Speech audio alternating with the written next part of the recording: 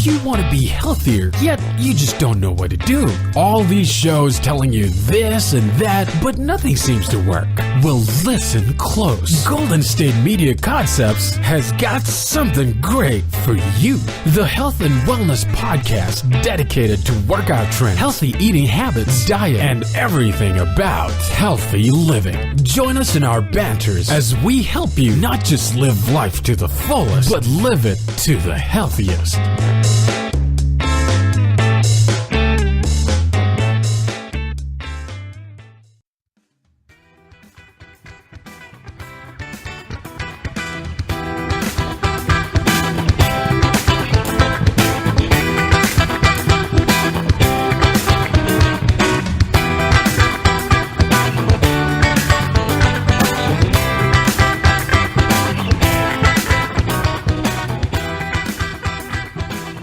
Welcome to the GSMC Health and Wellness Podcast, brought to you by the GSMC Podcast Network.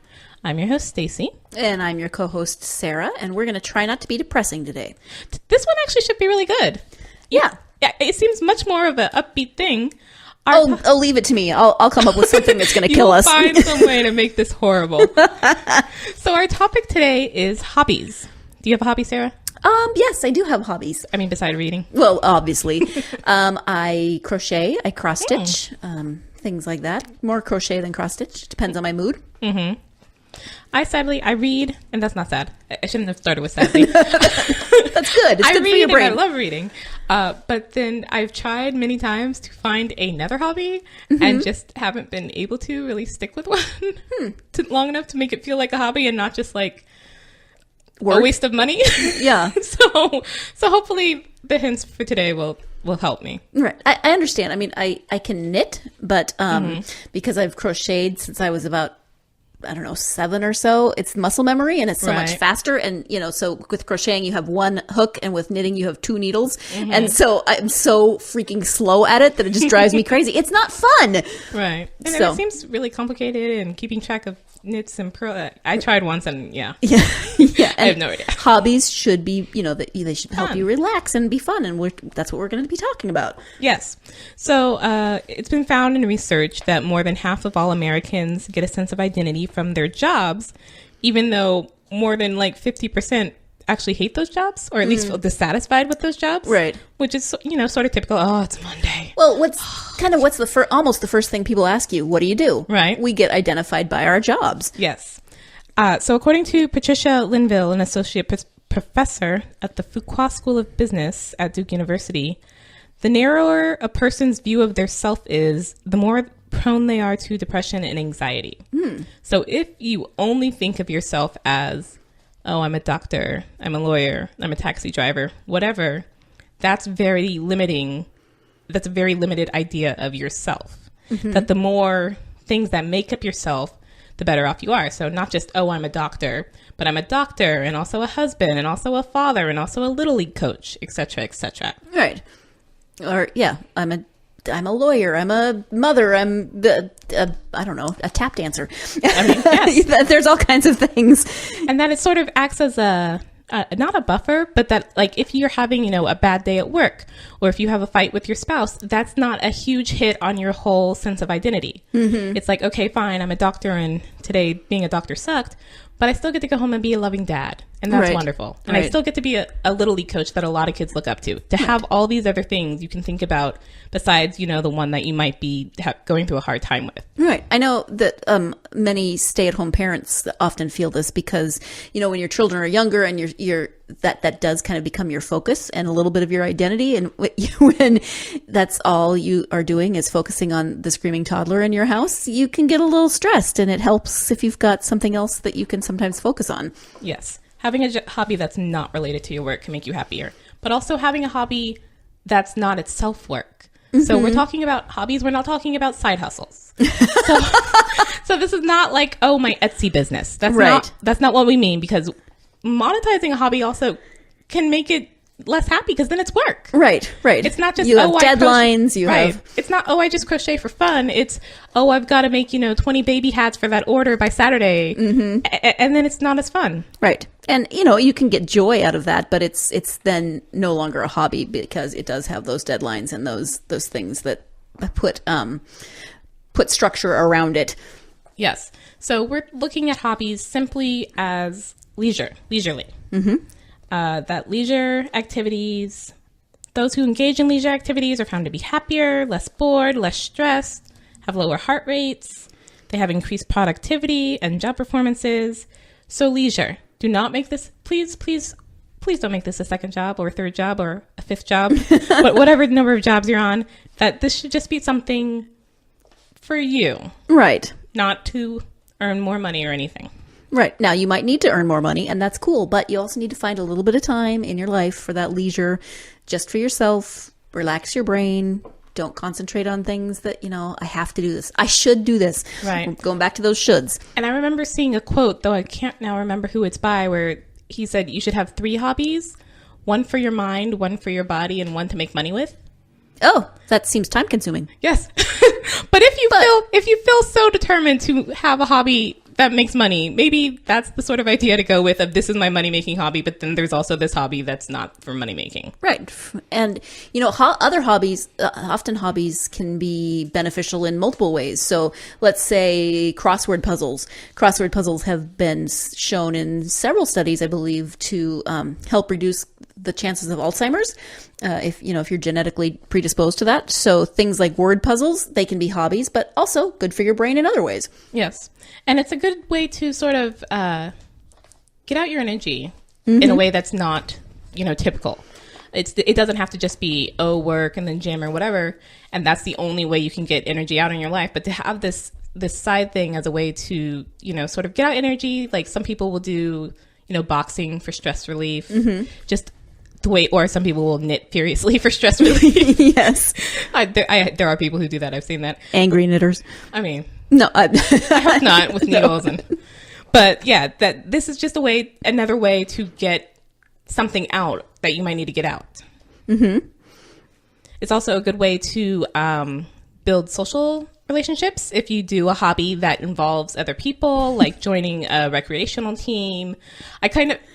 When I was looking at this, they were talking about bowling leagues and how that evidently used to be much more of a thing, which I thought was just a thing in like the Flintstones and not a real thing. Oh no, absolutely. Bowling leagues were and are a thing.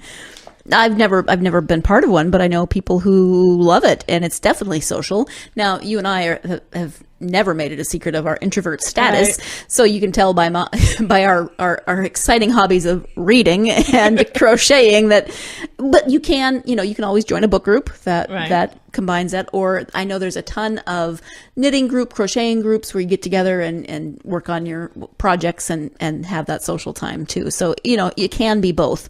Or a writers group. Like I know there are several writers groups that have sprung out of NaNoWriMo, the National Novel Writing Month. Yep. Which was a month, and now it's like 2 months in November and April, I think.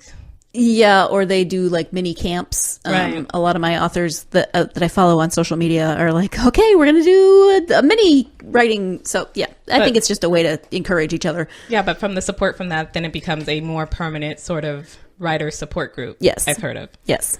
Hobby is also really good for providing balance because, it can definitely feel like your life is just work, home, maybe kids if you have kids, that there's not much else in your life besides go to work, eat, sleep, repeat. And if you do have kids, then that can really feel like that because, obviously they take time.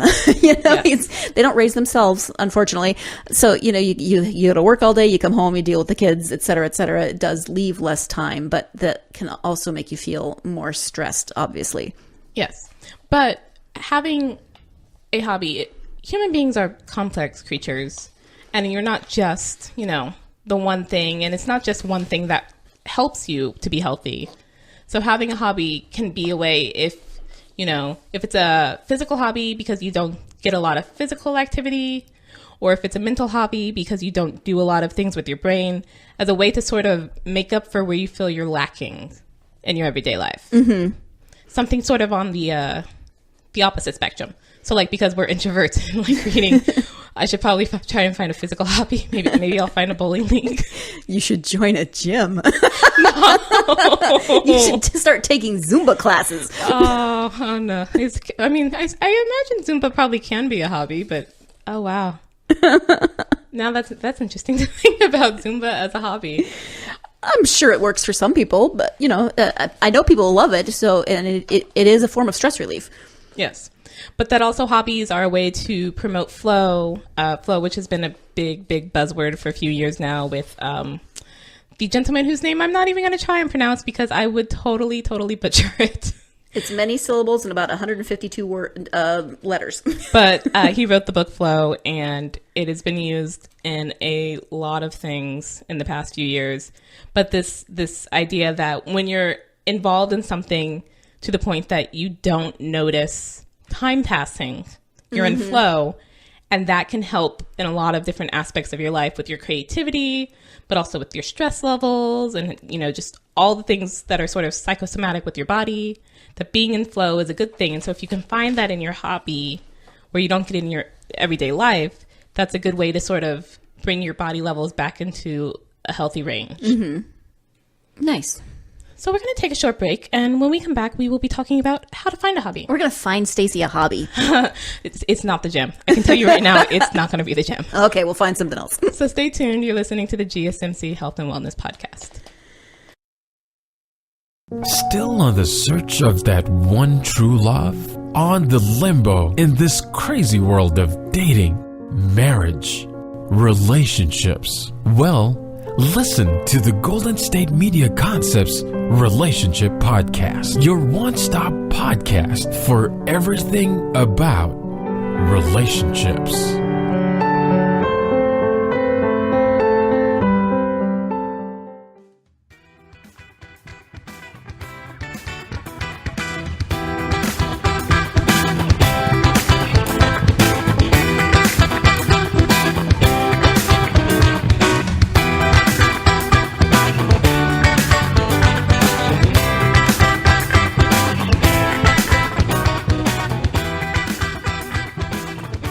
Welcome back. You're listening to the GSMC Health and Wellness Podcast.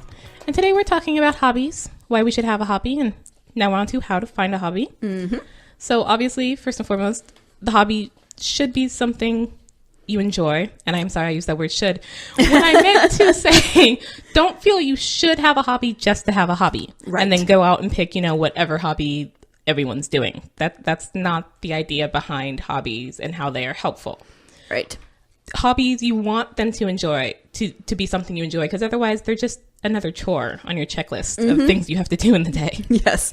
Oh, shoot. Now I got to go do my hobby. Right. I got to make sure, I got to pick up food for dinner, wash the dishes, do my hobby, take out the trash, give the kids a bath, such a... If hobby is on the same level as taking out the trash, unless you really love taking out the trash, and maybe you do, I'm not here to judge.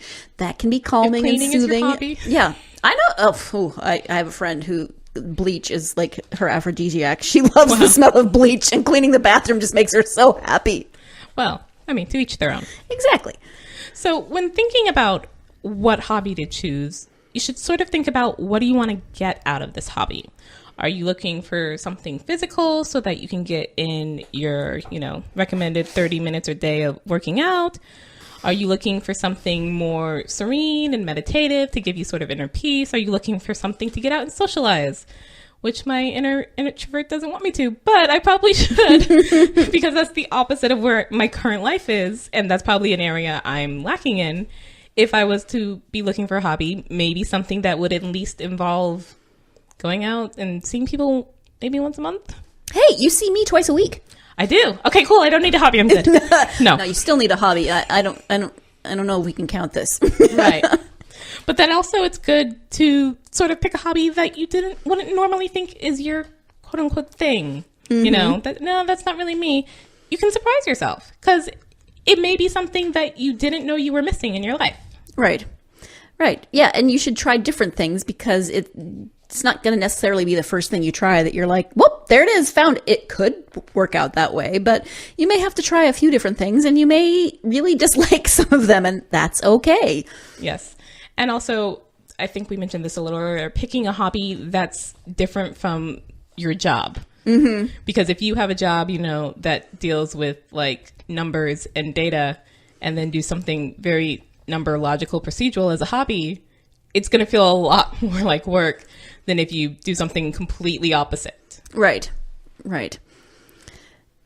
So I found this interesting. There's some strange hobbies that celebrities have. Yes. Which you don't normally hear about somehow. But of course, celebrities are people too. They are. Celebrities, they're just like us. And they have weird hobbies just like us. So I don't know, are they weird or are they just unusual because we don't necessarily think of this famous person having this hobby? Well, and also because some of them, you know, you hear hobbies like, oh, knitting, gardening, drawing, whatever. Right. But then some of these are very interesting. Like Rosario Dawson makes comic books because she's a big... I believe she's a big Trekkie sci-fi nerd. So she actually makes her own comic books. But then Roxanne Gay plays competitive Scrabble. Huh. Just like... So like Scrabble tournaments, those sorts of things. Awesome. I have a hard time hearing that without thinking of that one Jennifer Lopez movie where that was how her parents learned English, was playing Scrabble. What was that? With the Massimo. All I can think of is the guy's name is Massimo, but I can't think of the name of the movie. The Wedding Planner. The Wedding Planner. There you go. Thank you. But... Mary-Kate Olsen competes in equestrian tournaments. She's so tiny. Which I didn't even know, like, you know, she had ever ridden a horse. I mean, actually, I did know that because that was definitely in at least one of the Olsen twin movies, is them on like a horse ranch or something. I love this next one. Go ahead. Susan Sarandon plays ping pong and opened a ping pong centric bar in LA. I can't play ping pong to save my life. I have no hand-eye coordination, but that is just awesome. And I mean, hey, if you really, really like it, why not open a bar for it? Maybe if I drank, I'd be better at ping pong. Yeah, that would improve your hand-eye coordination. You never know. That would definitely improve it. Jennifer Garner plays the saxophone. Antonio Banderas does fashion design. Huh. Prince William and Kate Middleton do deep sea diving, and they're actually licensed for this. Of course they are, because they seem like they're the most athletic couple on the planet. Just puts me to shame. Mila Kunis plays video games, and I heard she actually had to like sort of make herself stop at one point because she was getting like obsessed with it. Mm-hmm. And Vin Diesel plays Dungeons and Dragons. Now that is just awesome because, you know, he's like this big muscular action star, and you think of people who play Dungeons and Dragons as sort of pasty people who never get out of their mother's basement. Right. I know that's generalizing, and I apologize, people who play Dungeons and Dragons. I know it's fun for you, and I know lots of people who play it, and they don't live in their mother's basements. But Vin Diesel, obviously. Picturing Vin Diesel cracks me up. I almost feel Vin Diesel should be playing like the live action role playing of Dungeons and Dragons. Well, exactly. Like, actually physically going and slaying. Do you slay clearly I have never played this. But physically doing whatever it is your character is doing in Dungeons and Dragons. Clearly, this Vin Diesel should be in the real version of Jumanji. Right. The new Jumanji, where they all go and becomes Vin Diesel and The Rock and film. Oh my gosh. It's happened before. It has. So we're going to list some hobbies just based off of, you know, sort of what you're going for, depending on what aspect of your life you're trying to fulfill, I guess you'd say. Mm-hmm. So if you're looking for something to sort of boost your mental powers or to test your mental powers because you feel you're not working out your brain enough, I know that sounds ridiculous. What do you mean I'm not working out my brain enough? I'm tired all the time. But if you are looking for a more mental hobby... Depends on which part of your brain you're using all the time. Use the other part of your brain.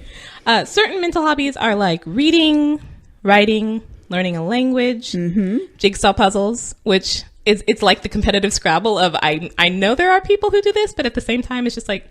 My mother loves jigsaw puzzles and does them in the winter. You know, of course, it's Montana. You can't get out much, but she gets jigsaw puzzles every year at Christmas, and then she does them. She the more pieces, the better, because then it takes her longer. Well, and continuing my theme of everything evidently reminds me of movies today, that now makes me think of Citizen Kane, where his wife who had all those different jigsaw puzzles. I'm sorry. I will clear. It's all good. Staci and I also host the GSMC movie podcast, just to throw that out there. But also doing crosswords or brain teasers or playing an instrument. And this is an example of where you should do something that you love, because just because Sudoku kind of went through that huge craze a while back, and maybe it still is, not everybody is good at Sudoku. And just because you want to do it because your best friend says this is the best thing ever, I suck at Sudoku and it makes me stressed. My husband can do it in no time flat. It's not a challenge to him whatsoever. It would take me 4 hours to do a Sudoku puzzle. Not a hobby. Right. Yeah. Probably not a hobby if it's something that actually adds to your stress. Yeah. So if instead you're looking for some more physical hobbies, there are things like dancing, fishing, biking, camping, caching. Clearly never done that either. I have. It sounds very interesting, like a 21st century GPS treasure hunt. It is. We didn't find anything, so it was very disappointing for me. But it got us out and walking and enjoying nature. But there's also surfing or recreational sports, like we mentioned earlier, joining a local team or league. Going to your local ping pong bar. Well, if you have one. I know my local parks district puts out a sort of catalog every many of them do season or so. Quarter, maybe. Somewhere around there, of like the different sports teams and classes that they offer for the next coming season, quarter, whatever have you. So that's a good way, if your local parks or whatever does that, to sort of find a team to join without, having to be like, I'm an introvert, I have no friends, how do I get everyone together to play basketball? That's right. There are other hobbies, like if you want to bring out your inner child, or if you have children, such as model trains, airplanes, automobiles, model ones. Speaking of movies, trains, planes, and automobiles. Right. Remote controlled toys, building with Legos, magic tricks, kite flying, kite making also is pretty cool. Puppetry, juggling. That's one of those things I just randomly wanted to learn about like a decade ago, was how to juggle. I can juggle.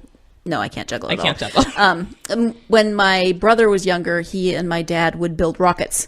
Those kind of one-time rocket uses, but you take them out and you light the little fuse and off they go. Oh, right. Yeah. Then there's the more traditional crafty hobbies: knitting, sewing, cross-stitch, ceramics, drawing, painting, jewelry making. These are things, you kind of could go to your local Michael's and you automatically think, that's what I at least think of when you say hobbies. It's anything I can buy the supplies for at my local Michael's. That's not like the first stop for hobbying? No? Okay. But also, this one interests me, home DIY. Of just... Yeah. There's a book called, I think, Little House Living, something very similar to that, which is a bunch of like home projects that, like the Little House people would have known how to do. Oh. But for like modern day time. And I stopped and thought about it, and I was like, yeah, wait, like I get the father's like out hunting, but the mom's not just sitting around doing nothing. When you were a pioneer, absolutely not. You had to do a lot just for your everyday life. That's an interesting way to spend your time. Of, I have to do this or else there's nothing to eat, there's no way to clean, right? There's no clothes to wear, there's no place to live. Pa has to build them a log cabin. Exactly. So that was something that interested me. But then there are also social hobbies. Taking acting or improv classes. Volunteering is a really good one. And it also helps give, because you're giving back, it gives you a sense of purpose and fulfillment. Bingo, which is competitive Scrabble. Competitive Scrabble. Book club, as we mentioned earlier. And then, of course, again, the recreational team and club sports. There's other hobbies like gardening, yoga meditation, Zumba, if Zumba is your thing, the gym. Thrift shopping, that one... my aunt, I think that is her hobby. She loves her some thrift stores. I mean, I don't have the money for thrift shopping to be my hobby, but if you have it, and thrift stores aren't too bad, that's a fun thing. And especially if you're like looking for, specific people who go like antiquing, which is, I guess, she loves that too. Yep. Again, I don't watch my mom HGTV, does as well. But so there are definitely those. So we're going to take a short break, and then when we come back, we're going to talk about ways to stick with whichever hobby you happen to find. So stay tuned. You're listening to the GSMC Health and Wellness Podcast. Tired of searching the vast jungle of podcasts? Now listen close and hear this out. There's a podcast network that covers just about everything that you've been searching. Hey! The Golden State Media Concepts Podcast Network is here. Nothing less than a podcast bliss with endless hours of podcast coverage. From news, sports, music, fashion, cooking, entertainment, fantasy, football, and so much more. So stop lurking around and go straight out to the Golden State Media Concepts Podcast Network. Guaranteed to fill that podcast itch. Whatever it may be. Visit us at www.gsmcpodcast.com. Follow us on Facebook and Twitter, and download us on iTunes, SoundCloud, and Google Play.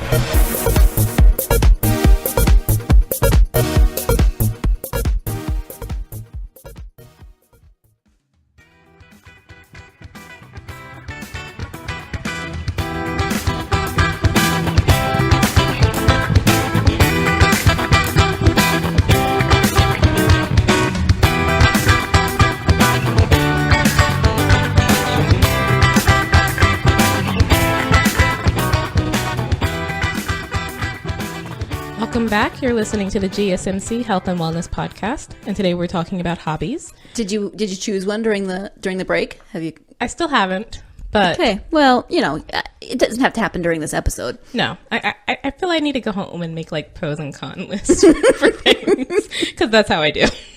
Maybe that is your hobby. Oh gosh, I hope not. List making, sure. Pros and con listing making, yeah, maybe not. Maybe. But this next thing about sticking with the hobby, I definitely am interested in because I've tried many things throughout my life and not stuck with them a lot. Sorry, Mom, for paying for all that. So it would be nice to find one besides reading that I actually like enough to stick with. So hopefully. This point here at the very top, trying new things can be exciting, but it can also be awkward and embarrassing. Yes, it can. And it doesn't help. Here's a little story for you. When I lived in Texas, I lived in Plano, and the Plano Parks and Rec, again, had lots of classes. And so I decided to take a class, and the instructor made fun of me every freaking class. Now, this did not encourage me to A, work out, or B, stick with my hobby. Right. So yeah, awkward and embarrassing, but then it doesn't help when people are just rude. Yeah. Don't do that. That's not nice. But I mean, I love this quote of, unfortunately for beginners of all things everywhere, wallowing in your own ineptitude is inevitable. Which, ooh, yeah, for perfectionists, that just makes you not want to start. Right. But that's, I mean, there's very few people who are immediately good. You're not going to pick up the violin and immediately start playing, Right. Yeah. Well, and especially, if you want to be like a virtuoso with Malcolm Gladwell and that whole thing about 10,000 hours. Right. You're at hour 1 are nowhere near what you would be at 10,000 hours. There's a young person in my life who used to just crack me up. She's gotten a little better as she's gotten older, but, she would pick, she would take a guitar lesson, one guitar lesson, and then she was going to start a band, and she was going to give guitar lessons, and she was going to teach a class. Her enthusiasm was commendable. Right. I mean, big dreams. They can help at times. Yeah. But, I mean, besides Sarah's terrible instructor story, jerk, the case is that normally people aren't actually paying attention to you when you're doing things, unless you're a really terrible instructor who gets their kicks off of pointing out people's flaws. I think he might have been flirting with me in a disgustingly icky sort of way. Is this like that whole 10-year-old boy doesn't know how to tell the girl he likes her, so he makes fun of her sort of thing? I guess. I don't know. It didn't work. Yeah, no. But for most of us, people aren't actually paying attention and looking like, oh, let me see if she's going to mess up so I can laugh at her. Right. Because, they've got their own lives they're doing. They don't really have time to be watching you every second of the day. But I think it also helps if you go in with the intention to learn the thing, not to master it. Right. So not that, oh, I'm going to go in and be the next Yo-Yo Ma of cello players. Right. But rather just, I'm going to go in and learn the cello and recognize that by learning the cello, because I've never done the cello before, it's going to sound terrible when I start. Right. And, going with the intention of, I'm going to learn it. Maybe if I absolutely love this, someday I will master it. But you don't go in, because if you go in, you're just going to be so disappointed on so many levels, because you're not going to be great at everything you try. Yes. So don't go in thinking you're going to be, virtuoso, or like Sarah's friend, start a band after one guitar lesson, but rather just that You'll go in, you'll learn what you can, you'll make mistakes, you'll learn from those mistakes.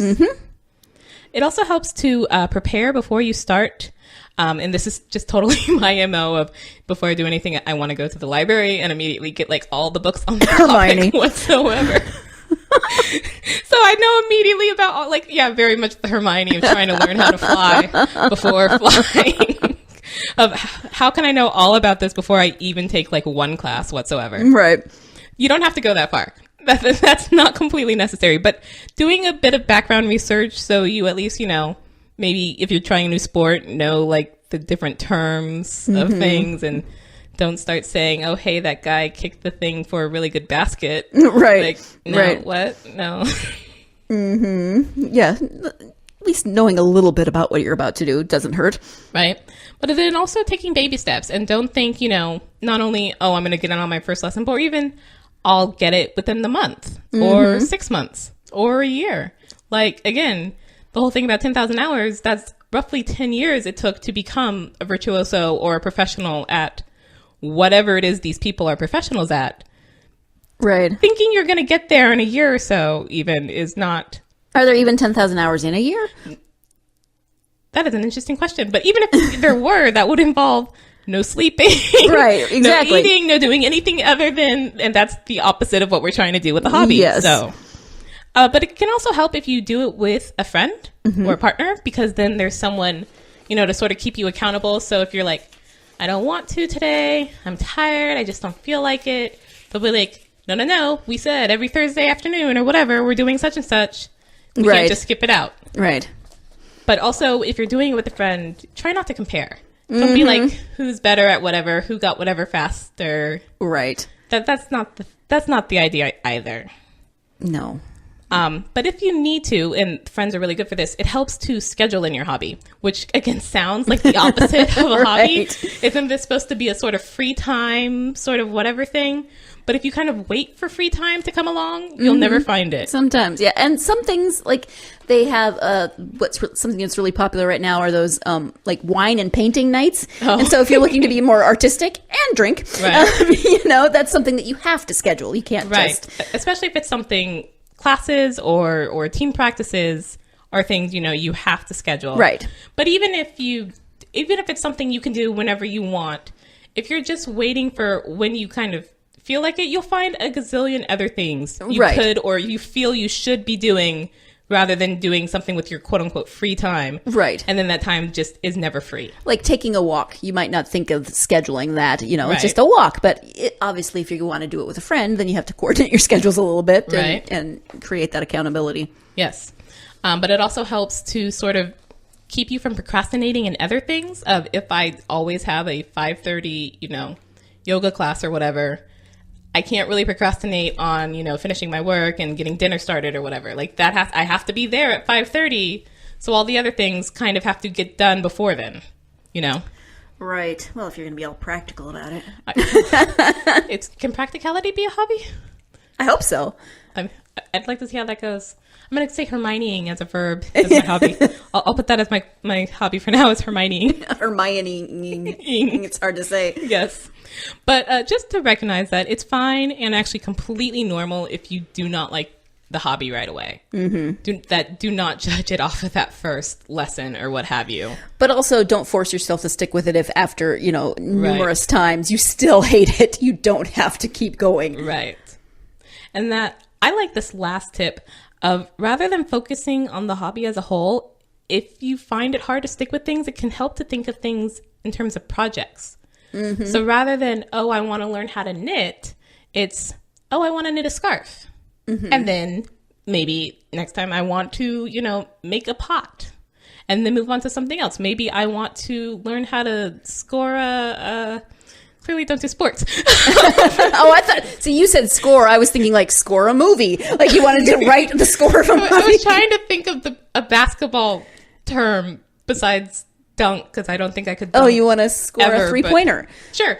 To work on my shooting until I can score a three-pointer and then move on to something else. That's another fun way to do it without feeling like, oh, I've got to commit to this one hobby. This has to be my hobby that I do forever for the rest of my life. But then rather, if, like me, you have a hard time sticking with things, that it can just be like, Okay, and I finished that project, and now on to a totally different project, if that happens to be what interests me. That you can be sort of a generalist rather than a specialist, because we're not even trying to master. So even if you want to be a specialist, amateur specialist. Making up words, Hermioning. I'm going to make you business cards. Amateur specialist. Amateur specialist Hermione. Hermione. Dang, Hermione. Why do you have to have a name that does not verb? Right.